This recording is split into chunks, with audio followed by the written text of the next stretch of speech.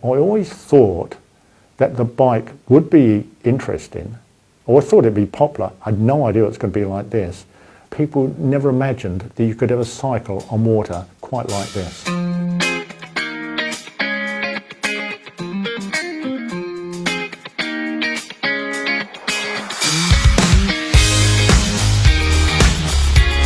Greetings, power of positivity. My name's Guy Howard Willis. I live in New Zealand, that's down under, and I want to talk to you about the Manta 5 bike that I've developed and the founder of.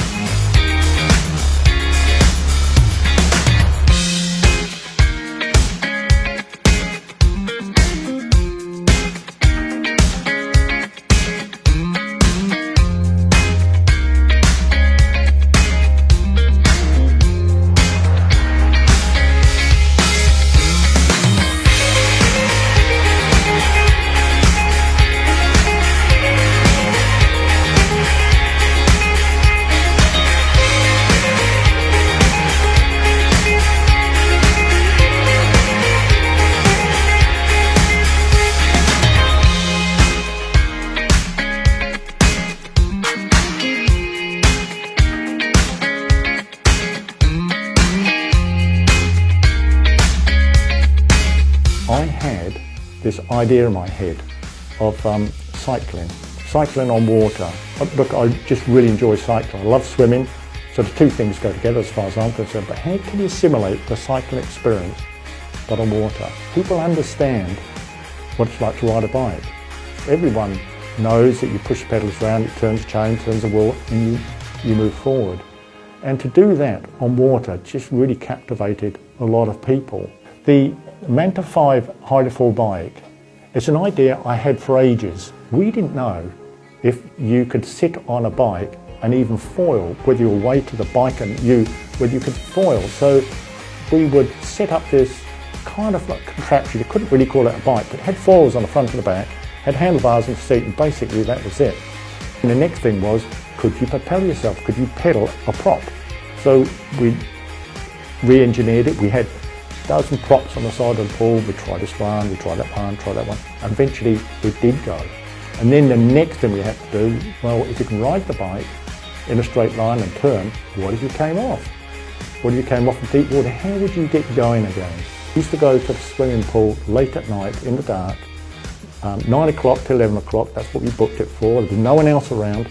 And I'd ride that bike in the pool and I'd drive home. Like 100 kilometres for me to drive home. My hands would be white and it'd be freezing cold, but it was really an exciting time. The part where it really got exciting was when we applied for a design award, and we won a gold award for a concept award, and it was on our national TV, on the news actually, and I don't know how this stuff happens, but it went viral and it went across the world, and we started getting emails in a few at a time, and then 100 and then 1,000, and there was tons of it. Just went viral right across the world. People had never seen anything before like this.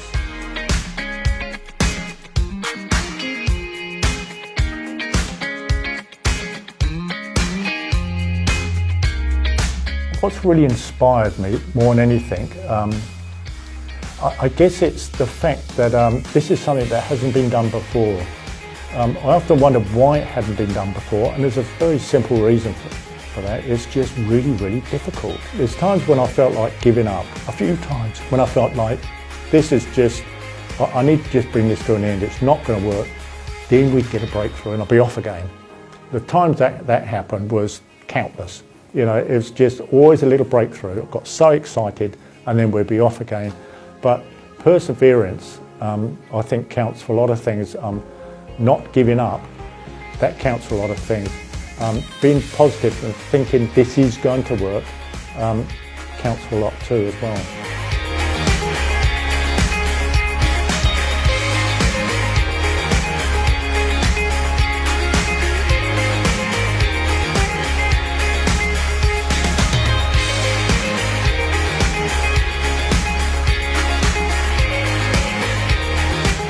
The most rewarding part of creating this bike is actually seeing people use it. The first 30 bikes we sold were in New Zealand. We just had a customer experience day on Tarawera Lake, and one of the fellows rode an hour across the lake to come and meet the group. And to see these bikes being ridden on the lake all together, that is, for me personally, that is really rewarding.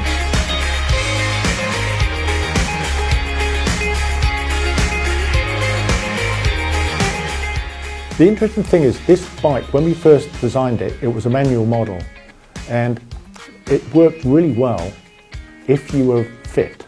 The moment we put an e-bike motor on it, it just opened the market up to so many more people. We've had people my age on the bike, and we've had 12-year-olds on the bike who can still ride it.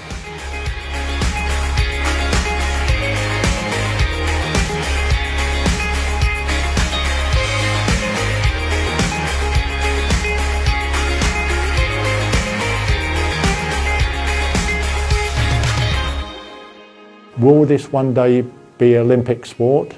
I think it could be.